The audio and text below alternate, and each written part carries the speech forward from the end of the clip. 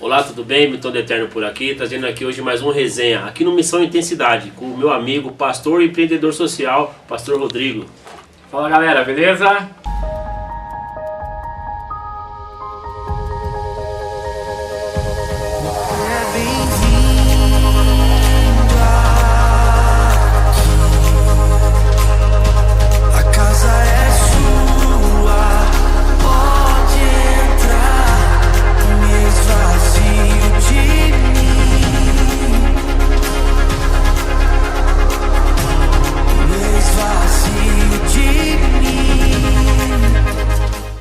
Amigo Rodrigo, Missão Intensidade. Faltou o álcool gel, né? Faltou aqui, já vai passando, né? O pessoal não vai reclamar não.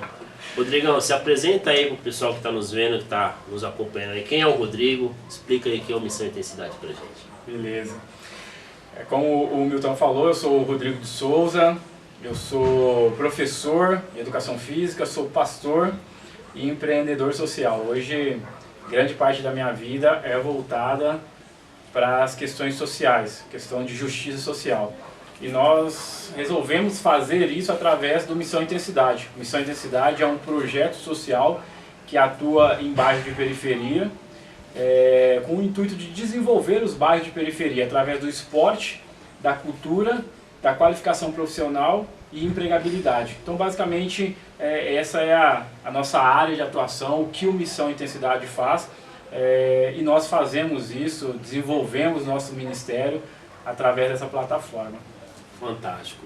Rodrigo, você é como se fosse uma agulha no palheiro, porque o pastor, quando se fala pastor, a gente tem outra visão, menos um cara que é empreendedor social, que luta por justiça social, né? Porque, infelizmente, no meio pastoral a gente vê poucas pessoas que levantam essa bandeira, que defendem essa bandeira. Você encontra, nesse meio pastoral, muita dificuldade, muita rejeição em razão desse trabalho? Sim, não só no meio pastoral, né, mas como no meio mesmo da comunidade evangélica. Acredito. Porque o pessoal, eles separam o evangelismo e o trabalho social. Então, quando você diz que é empreendedor social, está fazendo algum tipo de trabalho social, aí eles perguntam, e o evangelismo? Está evangelizando? Tem igreja lá? Como é que... Então, assim... Falou de Jesus? Falou de Jesus, exatamente. Vocês falam de Jesus? E aí tem essa cobrança. E eu acredito que mais do que falar de Jesus, a gente precisa ser a expressão de Jesus, né? A gente precisa manifestar Jesus. Então, eu me entendo, a missão Intensidade em si se entende manifestando o amor de Deus através do empreendedorismo social. Então, hoje, apesar da gente ter algumas pequenas pautas relacionadas a evangelismo, a discipulado, mas nós entendemos esse trabalho puramente social como a nossa área de missão e vocação. Então eu aprendi a lidar com essas críticas. No início era ruim mesmo, porque tinha uma cobrança da comunidade evangélica, dos pastores, mas e o evangelismo? E o discipulado? E hoje a gente está muito tranquilo, que a gente entende a nossa missão em Deus, a missão de Deus no meio público. Isso passou a fazer muito sentido para a gente, então a gente lida tranquilo com essas críticas aí. Eu tenho uma ótica que eu vejo Jesus fazendo muita missão social e justiça social nas Escrituras, né? E me entristece ver que boa parte do povo que se diz o povo de Deus é um povo que não pensa nessa parte, né? Como você falou, primeiro eles querem evangelizar para depois ajudar. Então, se você não aceitar o Jesus que eu tenho para te oferecer, eu não vou te ajudar. Então, esse Jesus eu não conheço, ele ajuda, né? Depois ele se apresenta. E vamos lá. Falando de justiça social e falando também de Jesus, uma parábola de Jesus que mexe com você, que você balança. Aquela parábola que quando você lê a Bíblia, ou aquela que sempre vem na sua mente quando você fala assim, parábolas. Tem alguma especial? Cara, eu gosto muito do Bom Samaritano, né? Não podia ser diferente, né? Eu gosto muito do Bom Samaritano. E a gente tinha um olhar meio vou dizer fechado, né? Porque a gente só tinha esse olhar do religioso que não socorreu o ímpio, vamos dizer assim. A gente, e aí se você vai estudando um pouquinho mais, entrando um pouquinho mais, você vai vendo algumas peculiaridades também, porque uma coisa que eu entendi ali é que o religioso em si, ele não só deixa de ajudar por uma negligência dele, mas também fazia parte do ritual. Porque o judeu, se ele mexesse em alguém morto ou com sangue, ele tinha que se ausentar das suas tarefas religiosas, né? Então, o texto dá a entender que ele estava voltando do culto, mas ele ainda tinha uma rotina religiosa semanal. Então, se ele toca ali no samaritano, aí no impuro, ele ia ter que fazer todo um ritual de purificação que ia deixar ele fora das suas atividades religiosas por um bom tempo. Então, mais do que um religioso que é negligente com relação a um ímpio, alguém que não faz parte da membresia, você tem a própria religião que vai tirando a sua humanidade. Porque ela vai dizer, olha, se você não dá o dízimo, você tem um problema tal, se você não faz tal coisa, você não é da salvação. Então ela vai colocando alguns dogmas para você que rouba a sua humanidade. Se tem uma coisa que a gente perdeu no jardim no Éden, foi a humanidade. Porque quando Deus cria o jardim e coloca a gente lá, qual que era a nossa proposta? Se relacionar com o mundo, se relacionar com Deus e se relacionar com o outro. Que é os chamados mandatos, né? Mandado cultural, enfim, e outros mandatos. A partir do momento em que o homem ele rompe com Deus, que ele desobedece a Deus, o que a gente passa a fazer? A gente passa a se relacionar mal com o mundo, a gente passa a se relacionar mal com Deus e a gente passa a se relacionar mal com o outro. Então isso aí acaba roubando a nossa humanidade. Se tem uma coisa que a gente tem que fazer aqui na Terra, é a busca pela nossa humanidade, buscar ser humano novamente. E a religião, ela rouba isso da gente. A religião que era para nos religar com Deus, que era para fazer esse trabalho, ela está colocando um pedágio. E aí a gente não consegue mais se relacionar com o outro. Então no Bom Samaritano, muito mais que essa ideia da negligência do religioso com o ímpio, você tem também esse olhar para o quanto a religião nos desumaniza. Eu tinha pensado nisso, uma forma nova de enxergar. Muito rico isso. Eu acredito muito em vocação. Então, se o cara foi chamado para atuar na área política, cara, vai lá. Eu não espero dele que ele vai montar uma ONG. Eu espero dele que ele vai ser um bom político que vai representar o reino de Deus. O problema é que geralmente o político ele usa do reino de Deus, ele usa do evangelho para se autopromover, sendo que ele tinha que usar a política para promover o evangelho e não usar o evangelho para se autopromover na política. E aí a gente vê uma bancada evangélica que é meramente religiosa e moralista.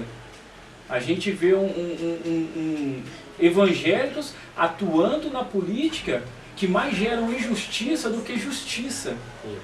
Então, é a questão do ser humano. É a questão do ser humano, é a questão da religião que a gente fala do bom samaritano, que a gente falou na palavra do bom samaritano, que é a religião que atrapalha, que nos desumaniza. A gente está vivendo uma igreja muito mais moralista do que misericordiosa. Nós somos a comunidade da graça, a comunidade da misericórdia, e essa misericórdia a gente não vê exalando dos nossos políticos cristãos. A gente vê a nossa bancada evangélica muito mais alinhada com a bancada da bala do que com uma pauta mais misericordiosa que tenha no Senado ou que tenha na Câmara dos Deputados. Então é ruim, é uma situação muito ruim de ver os evangélicos que estão associados à política hoje que dizem nos representar. É ruim. Você acha que nos nossos púlpitos hoje falta o social? Tem muita vingança, tem muita euforia, tem muita autoafirmação, mas você acha que falta isso nos púlpitos? Falta, a gente melhorou bastante, né? Mas ainda falta, até porque hoje falar de serviço social, de justiça social na igreja, você é acusado de marxista, socialista, sim, petista, comunista, né? Colocam muitos rótulos. Né? Eu vi uma postagem do Tim Keller essa semana que ele fala que não é necessariamente, é um erro associar o cristão que fala de justiça social ao marxismo ou ao comunismo, porque ele está lendo a Bíblia, é porque ele passou a estudar a Bíblia. Isso foi o Tim Keller falando. Ele passou a estudar a Bíblia. E essa é a verdade. Se a gente olhar a Bíblia, E outra coisa, não tem essa dicotomia, essa separação, não. Aqui é a minha parte ritualística, religiosa, aqui é a minha parte social. Não, a misericórdia ela é um estilo de vida do cristão. A justiça social, você mencionou Jesus mesmo, a gente pegar desde quando Jesus está ali com João Batista, que ele é batizado, que ele começa a sair andando e pregando pelas cidades, até o período da sua crucificação e até depois que ele volta, na relação deles ali, é sempre uma relação de cuidado com o outro, de troca com o outro, de ajuda, de conselho, de humildade. Jesus ele é o rei com os pés empoeirados, Jesus é o rei com os pés no chão, entendeu? Então, não dá para olhar para Jesus e imaginar outra coisa que não seja o cuidado com o outro, que não seja a justiça. A gente tem essa ideia da missão integral, da justiça social. Não precisava, porque o evangelho por si só já é integral, o evangelho por si só já é social. Não tem dicotomia, não tem separação. Não precisa separar, né? O lance do indo pelo caminho, né, que a gente fala ali quando Jesus deixa ali o mandamento ali para os discípulos, né? Ide por todo mundo e fazer discípulos e os batizar em nome do Pai, do Filho e do Espírito Santo. E a tradução ali não é o ide, é indo pelo caminho. Então, quando você está indo pelo caminho, todas as pessoas que estão no seu caminho é o seu próximo. Sim. Então, quando você acorda pela manhã, a sua esposa, os seus filhos, é o seu próximo. Quando você sai de casa, o motorista do ônibus é o seu próximo. Então, assim, não é o id ali, né, a tradução é indo. Então, quando você está indo pelo caminho, você vai falando de Jesus para as pessoas, vai mudando a vida das pessoas. Assim que o evangelho se espalhou pelo mundo, né? Sem internet, sem rede social. E hoje as pessoas, que nem você falou, colocam um pedágio. Você acha que a igreja mais atrapalha na questão social do que ajuda? Milton, assim. O que eu penso nisso, o que eu tenho refletido sobre isso? Primeiro tem uma questão social aí que a gente precisa entender, que apesar dos pesares, a igreja ainda é a instituição que mais transforma pessoas. Concordo. Ainda é a instituição que mais transforma traficante, ressocializa o traficante, ressocializa o alcoólatra. Sim.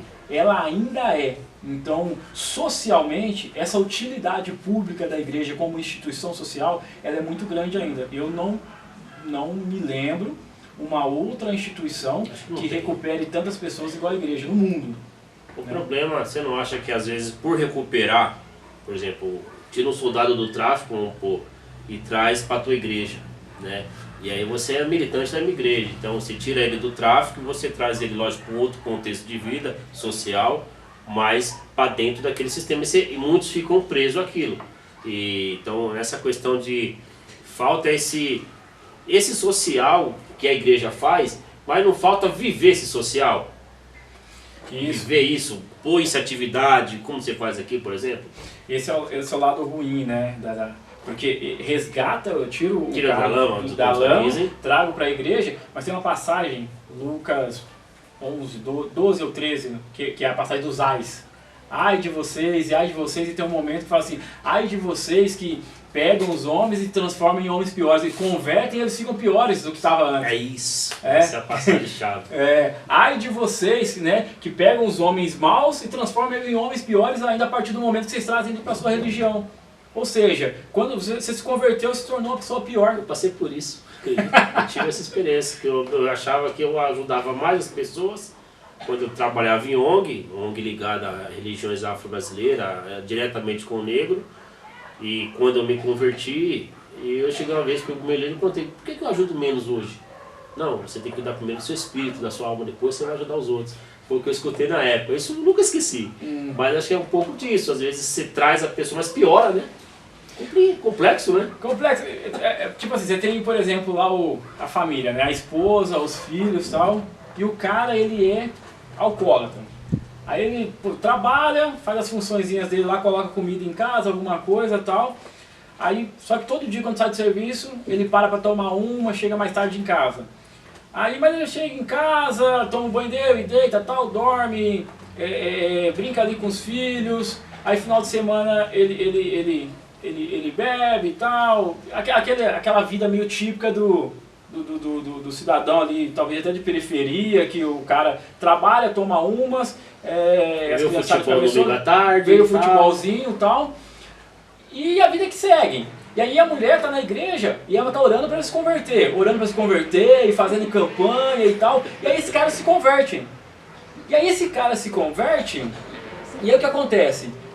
Aí ele parou de beber, parou de assistir o futebol, e na casa ninguém pode assistir o futebol, ninguém pode assistir mais novela, ele começa a botar uma série de regras moralistas, e aí o filho, que até assim, ele gostava do pai, porque o pai às vezes dava um dinheiro, estava chapado, dava um dinheiro, vai comprar uma bala, não sei o que lá, vamos fazer um churrasco hoje. E esse pai que a princípio parecia ruim, porque bebia, chegava meio tarde em casa, ele parece que fica pior, porque agora ele começa a sufocar a esposa, sufocar as crianças, porque não pode fazer mais nada. Não pode ver televisão, todo tipo de música é pecado, todo tipo de roupa é pecado, e aí aquele cara que parecia ruim fora da igreja, ele se torna pior na igreja, porque ele se torna um opressor dentro de casa, entendeu? Então é mais ou menos uma analogia com relação a essa passagem. Então a igreja precisa entender que a gente não quer tirar, a gente não precisa tirar aquela oração que Jesus fala, não os tire do mundo, né? Então a gente tem que invadir o mundo com cultura, com arte, com esporte, a gente precisa levar a expressão do amor de Deus para a sociedade. A gente tem tudo, a gente acredita que Jesus, ele não é o maior Deus, a gente acredita que ele é o único Deus, e Jesus ele ensinou para a gente uma forma de fazer as coisas, e a gente precisa ser sal, a gente precisa ser luz, e a gente está vivendo uma igreja que não salga, a gente está vivendo uma igreja que não clareia nada. A gente não é sal, a gente não é luz, a gente está criando briga, a gente está criando confronto, a gente está brigando, destruindo, quebrando, a gente não está conseguindo construir nada. Você pega a criança que ela cresce na igreja, 17, 18 anos, ela sai da igreja e não volta mais. Porque a gente não ensinou ela a amar a Deus, a amar Jesus. A gente ensinou ela que beber é pecado, a gente ensinou que música do mundo é pecado, a gente ensinou que dar carona para o sexo oposto é pecado, só que a gente não ensinou que o caminho é o caminho do amor de Deus. E quando você ama a Deus, você passa a seguir os passos dele. E aí essa criança que ela cresceu aprendendo só que é pecado, quando ela chega no mercado de trabalho, ou quando ela chega na faculdade, ela começa a namorar com aquilo que ela aprendeu que é pecado. Aí ela toma um copo de cerveja na faculdade, ela se sente indigna de voltar para a igreja. Ela fala, eu passei 15 anos da minha vida ouvindo que beber é pecado. Eu tomei um copo de cerveja e eu pequei. Logo, eu não posso ir mais para a igreja. Porque agora eu estou em pecado e eu vou para o mundo. Porque eu gostei do pecado, gostei de tomar um copo de cerveja. Aí eu prefiro tomar mais um copo do que ir para a igreja. Entendeu? E aí eu não consigo, biblicamente, orientar com relação à bebida. Bebida não é pecado. Mas se você beber vai abrir portas para outros pecados e isso pode gerar um problema na sua vida. Tem uma música do Kivitz que vai dizer, o problema não é a quente, o problema é o que você faz com ela na mente. Então beber não é o pecado. O pecado é que depois que você bebe e perder a noção de si, você vai tratar mal a sua esposa, você vai acelerar a cobiça, você vai acelerar a ganância. Então a bebida, tirando da sua consciência, ela vai te levar a cometer pecados. Então é uma questão de escolha. Algumas pessoas que a gente conhece, por exemplo, gostam de tocar, cantar, e aí eles estão tocando músicas ditas seculares do mundo, né? E aí eles começam a gostar tanto de uma MPB, de uma música, e aí começam a entrar em confronto com a ideia de música que ele aprendeu na igreja. Você só pode tocar música gospel. Aí o menino começa a gostar demais de tocar uma música de um Caetano Veloso, um samba, uma letra bacana, e aí ele fala, eu não estou adorando a Deus, que eu aprendi que adorar a Deus é cantar Cassiane e tocar Cassiane. Tocar Legião Urbana não é de Deus. Então, mas eu gosto de tocar Legião Urbana, então eu não vou para a igreja mais, porque na sexta eu toquei Legião Urbana, domingo eu não posso ir para o culto. Porque eu vou estar impuro. Vou estar impuro, entendeu? É bem complexo. De certa forma ela acaba oprimindo isso, né? Isso é uma via de duas mãos, né? Uma linha muito tênue, né? Principalmente você falou na questão do louvor. Como você vê essa questão da música, né? Dentro da igreja? Você hoje tem uma igreja, você está congregando, você plantou uma igreja junto ao projeto social, ou você é totalmente separado uma coisa da outra? Hoje nosso projeto é totalmente separado. A gente passou por um processo de plantação de igreja, de estudo bíblico. A gente chegou a ter 50 crianças numa quarta-feira à noite no nosso estudo bíblico com uma galera da APEC. Bacana. Ficamos aí 3 anos e meio no processo de plantação de igreja. Hoje a gente entendeu em Deus que a nossa função é mais discipular individualmente para que líderes locais gerem mudanças. A gente errou um pouquinho no processo de plantação de igreja. A gente precisa, eu dialogo muito com a ideia da periferia. Eu nasci na periferia, cresci na periferia, moro na periferia e parte do meu trabalho é dentro da periferia. Então, eu passei hoje, a minha linha de estudo, a minha linha de pensamento é tentar entender os dramas e as dores da periferia. E quando a gente veio com a plantação da igreja, a gente trouxe uma igreja que não dialogava com a periferia. Numa linha de música, nos nossos cultos tocava Arraiz, Luiz Arraes. Galera quer ouvir Cassiane, galera quer ouvir Thales Roberto, entendeu? E aí a gente foi mudando um pouco também, depois a gente reorganizou. Mas a gente entendeu em Deus que essa não era a nossa proposta. É aí que eu falo para você da questão de missão, de vocação. A nossa proposta era com o trabalho social. Então hoje a gente tem algumas questões de discipulado, mas individualmente com alguns meninos, com alguns jovens, a gente conversa com eles, porque eles são a nova geração. É quem vai gerar mudança, é quem vai gerar transformação. Então dentro das igrejas que eles estão, a gente acredita que eles vão gerando mudança, transformação. E hoje qual que é o maior desafio da missão Intensidade, assim, falando da missão em si? O que hoje é o maior desafio de vocês? O que vocês hoje, vocês recebem alguma ajuda do governo? Vocês têm patrocinadores? Como é que funciona aí? Qual o maior desafio de vocês hoje? Então, a gente vai para quase 6 anos de trabalho. Em fevereiro a gente faz 6 anos de atuação. Então a gente passou por vários processos. Talvez hoje a gente esteja no melhor, que é ter um planejamento estratégico, saber para onde a gente quer ir, o que a gente está fazendo. A gente sabe o que a gente vai fazer até 2030. Então a gente organizou, fez um planejamento estratégico. Então a gente não está dando passos em falsos, né? A gente não está indo conforme o vento. Nossas redes sociais hoje funcionam.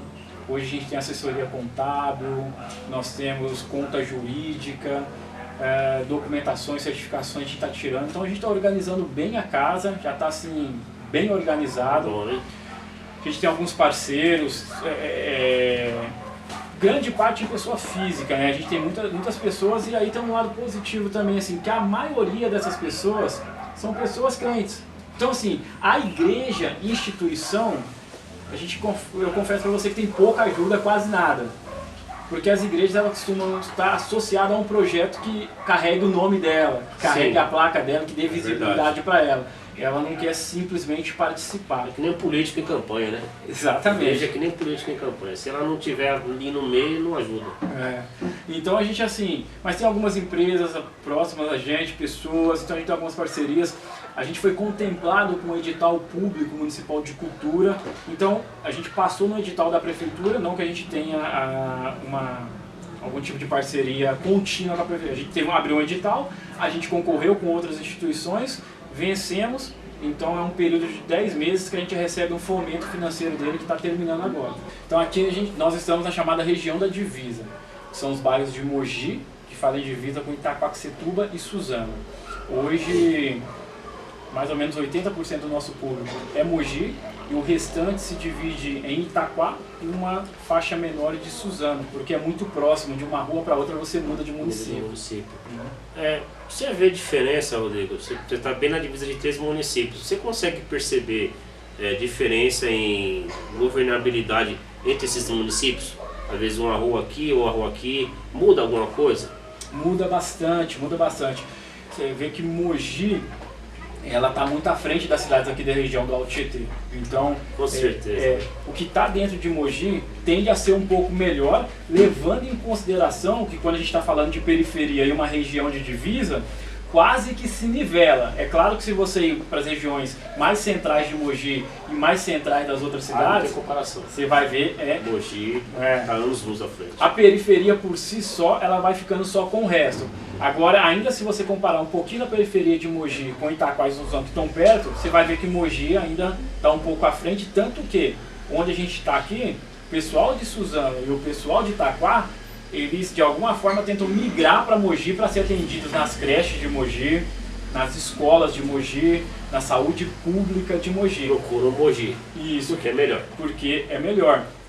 Então, essa, Milton, é um dos grandes pecados que a gente tem na humanidade hoje. É o descaso com a periferia, é a negligência com a periferia. E muitas vezes a gente na periferia não consegue enxergar, porque a gente nasceu nessa realidade e a gente se acostuma com o que tem. Fala, não, é isso que tem pra mim. Porque os grandes colégios eleitorais, geralmente, eles estão nas regiões mais centrais. Então o cara tem que arrumar o centro e para a periferia vai ficando o que resta. Sim. E a cultura, essa cultura política de como a gente vota na periferia, ela é muito ruim, porque foi feita à base de troca. Porque o cara na periferia tem uma necessidade, e às vezes é comida, o político vem e dá uma cesta básica, o cara vai e vota nele. Hoje a gente tem associações dentro do bairro, essas formas que foram criadas, as ONGs, associações, para servir de curral eleitoral. Porque a instituição, nasce uma associação de moradores, ela começa a fazer algumas atividades, um político vem, se associa a ela, e aí esse cara vem, inaugura um asfalto, e a população acha que é obrigada a votar naquele cara. Só que esse asfalto já estava pago. Esse asfalto, ele não fez nenhum favor, ele veio só cortar a faixa aqui, ele não tirou dinheiro do bolso, entendeu? Então, a forma que a periferia também olha para essa questão política, ou ela se abdica de votar, ela se abstém de votar, que é um direito dela, onde ela podia fazer diferença, e quando ela vota, ela não vota com sabedoria, ela vota na barganha. E até, de certa forma, compreensível, porque falta dinheiro, eu vendo meu voto. Falta tijolo, eu vendo o meu voto por tijolo. E acaba entendendo que isso faz sentido, ó. O político não tá nem aí pra mim, eu também não tô nem aí pra política, eu quero a minha parte. E aí acaba virando uma bola de neve das coisas continuarem sempre ruins na periferia. Você falou de periferia, estamos na periferia, eu vou fazer uma pergunta que eu tenho que fazer. E faz parte, porque já convivi com isso, eu sei como é que é, mas eu tive que fazer a pergunta. Como é que você lidar com a questão do crime organizado? Que a gente sabe que ele é real na periferia, ele existe, né? Você já teve problemas exercendo esse trabalho social, porque acaba, às vezes, trazendo alguém desse mundo para dentro do seu projeto. E como é que é essa questão? Os caras tranquilo, você consegue trabalhar, já teve problemas, como é que funciona? Eu praticamente nunca tive problema nas esferas que eu dialoguei dentro da periferia, pelo contrário. Eles apoiam, eles respeitam, porque o cara do crime, seja ele traficante, seja ele qualquer outro tipo de crime que ele cometa, ele não quer que o filho dele vá para o mesmo caminho. Verdade. Então eles respeitam quem está oferecendo. O bandido, ele não está disposto a fazer alguma coisa para o filho dele não se tornar bandido. Mas ele admira e respeita alguém que está fazendo alguma coisa para o filho dele não entrar para o crime. Interessante.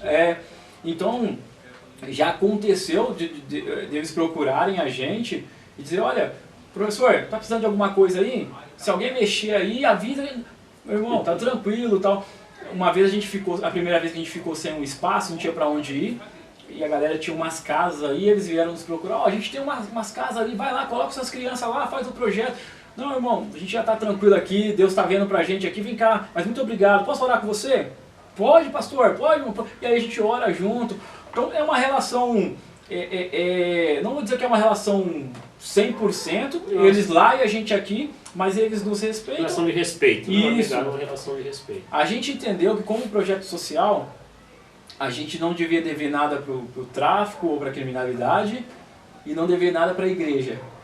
Então a gente assim, hoje a gente caminha dessa forma assim, a gente não quer ficar e pro político. 3 esferas que a gente não faz parcerias para que a gente não fique preso a eles. Político, crime e igreja. Porque todos os 3 nos amarram. Todos os 3 nos amarram. Senão prende, né? Entendeu? Mas é tranquilo, cara. A gente nunca teve problema até hoje, espero que a gente continue assim. Você gosta de escutar algum pregador? Tem algum cara que você gosta, alguma referência? Cara, eu gosto, assim, essa construção de evangelho, acho que você passou por isso também, a gente vai ouvindo várias pessoas. Sim. Tem algumas pessoas que a gente não ouve mais e fala, meu, por que eu ouvi? Tem algumas pessoas que a gente não ouve mais e fala, olha, eu não ouço porque não faz sentido pra mim, mas é um cara que todo mundo... Por exemplo, eu vou te dar... Então, peraí, desculpa te cortar. Eu vou te pedir para você falar então, quem você ouve, hoje não ouve mais. Você fale essas categorias que você falou aí pra gente. Cara, eu vou te falar então, ó, um cara assim que eu ouvi e não ouço mais, assim, não faz sentido pra mim. Por exemplo, Silas Malafaia. Já ouvi um tempo, no início eu acho que começo da conversão, dependendo de onde você converte, como você se converte. Eu tenho muito também ele. Cara, hoje eu abomino. Os caras que eu já ouvi e não ouço mais porque não faz sentido, mas acho que algumas pessoas devem ouvir, são dois. Eu vou te dar dois exemplos. Lucinho Barreto. Eu acho que o Lucinho Barreto, assim, eu não consigo mais ouvir ele. Mas eu acho que para o jovem faz muito sentido ouvir o Lucinho Barreto por um tempo. O problema é que você tem que amadurecer, e muita gente não amadurece, porque o Lucinho Barreto é um pastor de jovens. Fica jovem a vida toda. Jovem a vida toda. Então, assim, o Lucinho Barreto foi extremamente importante para no meu período, assim, de início de evangelho. Acho que é interessante o jovem ouvir ele, acho que ele é um homem de Deus, mas acho que você tem que parar de ouvir ele um tempo.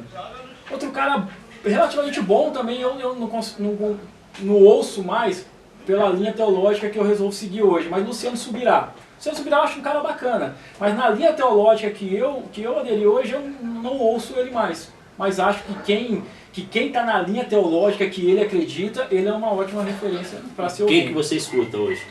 Cara, eu ouço hoje, eu tô no Carlos Costa, pra mim, assim, é a minha referência, é o cara que eu olho, é o cara que deu um start no meu processo de ele muda mudança. A gente, né? É, eu tô no Carlos Costa. É fantástico.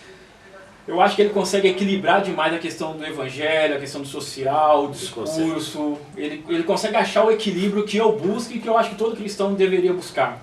Antônio Carlos Costa... E você falou do Antônio Carlos, é interessante que as leituras que ele indica são leituras puritanas, né? É? Cara, é incrível. Martin Lloyd Jones por causa dele, tanto ele falar do Martin Lloyd Jones. É fantástico. Quem mais além do Antônio Carlos?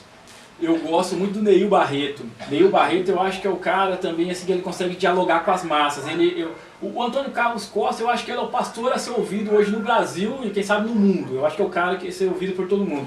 O Neil é o cara que eu acho que conseguiu fazer o que eu não consegui, que é trazer saúde pro evangelho dentro da periferia. Porque pra mim ele é o Ed René da periferia. Apesar de, ele consegue dialogar com esse público, de trazer sabedoria. Se você pega um culto da igreja dele lá da Betânia, você vai ver que o louvor é aquele louvor pentecostal. Você vai ver que aquela palavra é uma palavra muito contemporânea, muito do hoje. Eles têm um trabalho social sensacional. Então, Neil Barreto é o cara assim que eu, depois do Antônio Carlos Costa ou junto, é o que eu ouço. Depois Ed René, ouço muito Ed René também. Então assim, eu tenho ouvido esses caras, eu gosto muito do Paulo Júnior Borges. Eu tenho aí 5 pastores que geralmente que eu ouço. Antônio Carlos Costa, Neil Barreto, Ed René, Antônio Carlos Costa, de vez em quando eu ouço um ou outro, assim, e o Paulo Júnior Borges, que eu ouço, fico girando com esses caras. Coincidência é os que eu mais escuto também, deve ser coincidência. Linha de pensamento, linha de pensamento, né? Transforma, a gente vai aprendendo, vai mudando, né? E esporte que o Rodrigo pratica? Muitos, né? Porque... Cara, eu sou professor de educação física. Sim. E eu sou apaixonado pela educação física, mas até os meus 20, eu comecei a faculdade de educação física com 22 anos. Até quase essa idade, eu nunca pratiquei muito esporte. Eu sempre pratiquei por periferia, você brinca. Uma bola e tal. Só que eu tinha um problema, cara. Eu cresci uma criança muito problemática no sentido das minhas emoções. Vindo de família com um pai alcoólatra, que batia na mãe, aquela questão de ser um dia almoça, um dia não almoça, um dia janta, família com 7 filhos, família grande, casa desestruturada. Então a gente tinha aquela falta de estrutura familiar e eu sempre trabalhei desde cedo. Meu pai mesmo, ele me levava para a obra com 8, 9 anos de idade, eu já tinha que ir para a obra com ele e ficar lá.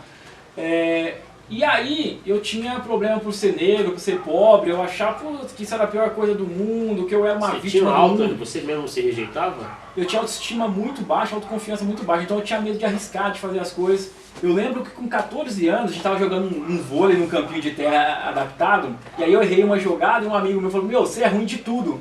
E na hora que ele falou aquilo pra mim, fez sentido, porque eu realmente era ruim de tudo. Eu era ruim de futebol, no pega-pega eu era ruim, era o primeiro a ser pego, e quando era pegador não pegava ninguém. Na hora de pegar as meninas também, era ruim de pegar as meninas.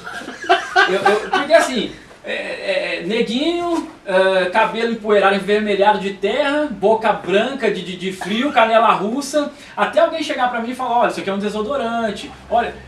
Demorou um tempo? Demorou um tempo, né, cara? Um dia um cara chegou pra mim, pô, era um negão assim, mas ele tinha um cabelo todo enroladinho assim, um negócio bacana, brilhoso. Ele falou, cara, você precisa dar um tanto desse cabelo. Eu falei, como que é? Aí ele me mostrou um negócio, você vai lembrar, ele me deu um vidro de Neutrox. Amarelinho com a tampinha vermelha. Você passava o Neutrox, velho, o cabelo virava outra coisa, velho. Então não pegava nada, nem as meninas eu pegava. Eu lembro que uma vez a gente saiu com meus brothers assim, e aí entra uma questão também dessa questão do preconceito, até mesmo do racismo estrutural, porque eu com 13, 14 anos comecei a sair cedo. Como eu comecei a trabalhar cedo e tal, eu comecei a sair e beber cedo também. Assim, eu lembro que com 12 para 13 anos eu ia para carnaval de rua com alguns amigos, assim, lá em Minas era muito comum isso, né, carnaval de rua. E eu lembro que um dia assim, saiu eu e um amigo meu, e aí tinha duas meninas. E aí rolou para ficar. Aí o camarada, tava 3 amigos meus e tinha 2 meninas. Aí eu falei, ó, então vocês duas escolhem com quem vocês querem ficar. Aí as 2 meninas escolheram os 2 amigos meus, e eu fiquei sobrando. Falei, poxa, tá, mas tudo bem, né? Foi democrático e tal. Aí no outro dia, o carnaval era 4, 5 dias, no outro dia a gente saiu de novo, já tava armado. As 2 meninas ficaram com os 2 camaradas e elas trouxeram uma amiga. Aí ia falar, meu, hoje eu vou me dar bem, porque é 3 para 3, né? E aí a menina que elas trouxeram não quis ficar comigo. Aí deu ruim. Aí você pega um moleque de 13, 14 anos com autoestima baixa, com autoconfiança baixa, achando que é ruim ser preto, achando que é ruim ser pobre, com pai alcoólatra. Meu Deus. Aí isso faz uma confusão na cabeça, né? Enfim, então eu cresci muito assim. Aí voltando na sua pergunta de esporte, então eu preferia não jogar para não me arriscar. Aí quando eu me mudo para São Paulo, o pouco que eu jogava de futebol era no gol. E eu até ia bem. Aí aqui na Várzea, aqui em Mogi, eu comecei fazendo joguinhos, deu certo, o pessoal gostava, eu fui jogando um pouco. E aí eu vou trabalhar num clube recreativo de alto padrão em Mogi, chamado Clube de Campo, que era um clube que tinha academia, natação, basquete, tênis, bocha. Ali foi um mundo... Aí aquele foi pra mim um start. Por quê? Primeiro, eu comecei a me relacionar com pessoas de outro nível, de outra classe cultural, econômica. Tanto os sócios, que a gente está falando de gente de classe média alta, e até mesmo os professores, porque eu comecei a ver ali pessoas que orientavam, que diziam o que fazer, como fazer, o porquê não fazer. Eu falei, mano, é isso que eu quero pra mim, eu quero fazer isso aí. E aí eu fui pra faculdade de Educação Física, eu me apaixonei, mas assim, sem ser atleta, nenhuma habilidade pro esporte. E aí na faculdade eu desenvolvi algumas habilidades, mas hoje eu sou apaixonado com a corrida.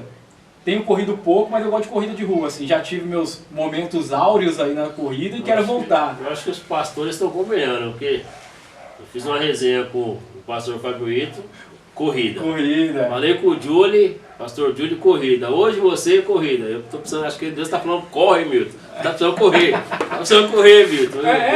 Cara, esporte barato, democrático, e depois que você pega o gosto, você não para mais. Vai embora. Assim. Nessa história toda, como é que Jesus entrou na sua vida?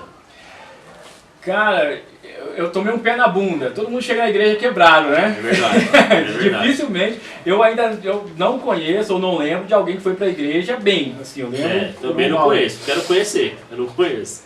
Cara, devido a essa história de vida, eu sempre, desde os 14 anos, assim, 15 anos, que eu me lembro querendo casar. Eu tinha que me casar, a família, sabe a família tal da família Doriana? Sempre carreguei comigo esse sonho de família, de casamento, mesa, filhos ali em torno da... E aí, cara, eu não sei porquê, eu talvez saiba, mas os meus relacionamentos sempre foram muito destrutivos. E geralmente o homem é quem trai, geralmente o homem que namora com 2 ou 3 ao mesmo tempo, sim. Geralmente é o homem que larga, e essa foi mais ou menos a minha cultura de relacionamento. Sempre fui muito promíscuo nesse sentido. Principalmente ali a partir dos 17, 18, que daí o mundo girou, o mundão girou, já consegui... Cabelo ficou melhor, cabelo ficou melhor, entendeu? E aí isso foi piorando, e aí eu lembro que eu tava namorando e me apaixonei, assim como nunca tinha me apaixonado, e curtindo, e essa menina me deu um pé na bunda. E rapaz, eu fiquei mal, uma dor que eu nunca senti, assim, de não comer. dor de não Paixão comer, de brava. chorar, assim, isso com 28 anos. 28 anos. Meu Deus. Eu chorava que nem criança deitado no colo da minha mãe, assim, sem comer, assim, eu não morava mais com a minha mãe, eu fui morar sozinho com 22 anos já, mas minha mãe já tinha mudado para São Paulo, eu ia na casa dela e chorava, assim, com ela, cara. E eu falei, que isso tá acontecendo, velho? Porque é eu que dou o pé na bunda, né? Eu que traio, agora eu peguei uma relação que me quebrou as pernas. Aí, mal, você vai parar onde? Na igreja. Na igreja, fui parar na igreja. Sempre fui no catolicismo, né? Eu passei pelo batismo, pela primeira comunhão, pela crisma, cheguei a participar da liturgia, né? Que é você carregar os elementos na entrada da missa e tal, ler algumas partes da missa. E eu vivi um momento de crise também com o catolicismo, assim, eu entendi que estava errado e tal, então juntou a minha crise emocional. Eu sempre tive a necessidade de fé, sempre carreguei comigo a questão da fé. E eu encontrava essa fé muito no catolicismo. E em algum momento parou de fazer sentido para mim a fé no catolicismo e calhou de vir esse problema com o pé na bunda. Aí entrei no Evangelho, Jesus entrou na minha vida. Uma pergunta básica. Rodrigo, penteca ou reformado? Cara, eu sou um pentecostal reformado. Pentecostal reformado. Cara, eu gosto e eu acho que a gente precisa entender muito isso também, né? Quando a gente fala dessa divisão, né, pentecostal reformado, é o fervor da oração, a dedicação ao estudo da palavra. A gente tinha conversado, tem essa rejeição à palavra. Não, um dia o cara me falou assim, olha, eu sou da revelação, ler a Bíblia eu não gosto muito. Aí não dá pra entender, né? Então assim, a gente precisa entender melhor do que isso. Então eu não... Inclusive eu tenho muito... Eu estou passando por um momento de transição. Porque eu venho daquele momento meio reformado de bater na igreja pentecostal e até na neopentecostal. Mas depois que eu comecei a trabalhar assiduamente dentro da periferia, eu comecei a entender a importância do pentecostalismo na periferia. Sim. O quanto ela resgata pessoas, o quanto ela consegue salgar dentro da periferia, ainda assim que tem aquele problema que a gente falou lá atrás, transforma homens bons em homens maus. Mas ela tem um papel muito importante dentro da periferia. No fim da conta ainda é positivo. Ainda positivo. Se não fosse a igreja no mundo, e se não fosse a igreja na periferia, seria insuportável viver aqui. Seria insuportável, é verdade. Vou fazer aqui um bate-pronto aqui. Família. Define pra gente aí o que é a família do Rodrigo. Tudo, família é tudo. Jesus. Jesus é mais que tudo, né? Jesus é fôlego de vida. Missão e intensidade. Missão, vocação e propósito. Sonho do Rodrigo. Sonho de equidade, sociedade transformada, de igualdade social, um país com mais equidade, com mais igualdade. Você acha que está distante esse sonho? Está distante. Está distante o sonho, mas a gente tem bastante pessoas lutando. Eu acho que isso anima um pouco, eu acho que dá esperança. Acho que duas esperanças que a gente tem. Primeiro, a esperança no Evangelho, na redenção. Que um dia não haverá mais dor, não haverá mais luto, né? Essa é a nossa expectativa, que Jesus vai voltar e vai nos redimir. E a outra expectativa é de que, enquanto a gente espera, tem muita gente se movimentando e fazendo alguma coisa pelo outro. Então eu tenho um olhar muito bacana para isso, muito esperançoso. A esperança. A esperança. A esperança. A gente está perto de encerrar aqui, Rodrigo. Eu vou pedir para você deixar uma mensagem para esse jovem de periferia, para esse jovem crente, para esse jovem que não é crente, para essa família que está na periferia. Deixar uma mensagem como pastor, como pai, como empreendedor social, como alguém que tem esperança, como um negro que acredita, né, que não tem mais aquele peso de porque eu sou negro, mas rompeu essa barreira. Deixa essa mensagem para esse jovem, para essa pessoa que nos ouve aí. Bacana. Eu gosto muito do conceito de riquezas e pobreza colocado pelo Paulo Júnior Borges, né? Ele vai dizer que todo mundo é rico e pobre em alguma coisa, seja material, seja espiritual ou seja emocional. E aí a gente compartilha da nossa riqueza e a gente recebe na nossa pobreza. E o grande lance que a gente precisa entender a vida é dessa forma. O que você pode dar para o mundo? Qual que é a sua contrapartida para a vida? A sua vida tem fim em si mesmo? Só nos seus sonhos, só naqueles que são seus? Ou a sua vida é para abençoar o outro? É para abençoar o mundo? O que você está fazendo da sua vida? O quanto você está acolhendo as pessoas? O quanto você está abrindo para se tratar, para ser curado e para curar os outros e para cuidar dos outros? As suas escolhas precisam ser baseadas em propósito. Busque seu propósito, a sua vocação, pensando que o mundo é um lugar que Deus criou para que a gente cuidasse dele. Esse é o propósito original da criação. Deus cria o mundo, cria o homem e fala, olha, cuida aí, dá nome para os animais, cuida do rio, da terra, planta. Então, a gente precisa aprender a se relacionar com Deus, a gente precisa reaprender a se relacionar com o outro e a gente precisa reaprender a se relacionar com o mundo, com Deus, com o outro e com o mundo. E a gente vai fazer isso manifestando justiça social, manifestando misericórdia. Então a gente consegue organizar a sociedade e gerar transformação, e gerar mudança, fazer com que as mulheres elas tenham direito e liberdade para fazer as suas escolhas, que as mulheres negras não sejam o grupo mais violentado da sociedade, que as nossas crianças não sejam abusadas, que os jovens tenham acesso à faculdade, acesso ao emprego, ao primeiro emprego, que os adolescentes consigam estudar e voltar para casa e saber que vai ter gás, vai ter água, vai ter luz, vai ter comida. Então a gente precisa ter a consciência do nosso papel na sociedade, não um papel de vítima, mas um papel de agente transformador. Você sempre pode fazer algo, ninguém é tão pobre que não tenha algo a dar. Então busque o seu propósito, busque a sua vocação, aquilo que Deus colocou em você. Tem algo dentro de você que você sabe que é só seu, que você carrega consigo. Pega isso e usa para mudar o mundo. Então eu acho que é o que eu tenho a dizer, glória a Deus, um aleluia, fantástico. Esse foi o resenha. Rodrigão, deixa a rede social aí, fala aí como é o Instagram da missão, como é que tem alguma campanha rolando, já deixa pro pessoal aí já ficar sabendo. A gente vai postar depois aí durante o vídeo aí, na edição, tudo, mas já fala pro pessoal aí, Instagram do Missão Intensidade, alguém que quer ajudar, como é que faz? Nós temos nossa conta no Instagram, @missão_intensidade. Temos um e-mail também, contato@missãointensidade.org.br, ou podem falar pelo WhatsApp também, 11 9 9661 1025. Se você acessar nossas redes sociais, você vai conhecer as nossas campanhas, conhecer nossos projetos, o que a gente tem feito para a transformação da periferia, o que a gente fez e ainda tem feito nesse período de pandemia e já quase pós-pandemia. Se você quiser conhecer nosso trabalho e se envolver de alguma forma, acesse as nossas redes sociais, tem tudo lá, tá bom? Deixa aí o meu muito obrigado aí. Então, você que não é inscrito no canal, se inscreve, deixa seu like, deixa seu comentário. A Missão Intensidade é uma coisa séria, nós estamos aqui, talvez a gente ainda consiga mostrar algo para vocês, mas é isso aí, esse foi o Resenha com Todo Eterno, o meu amigo Pastor Rodrigo. Valeu, mano. Paz.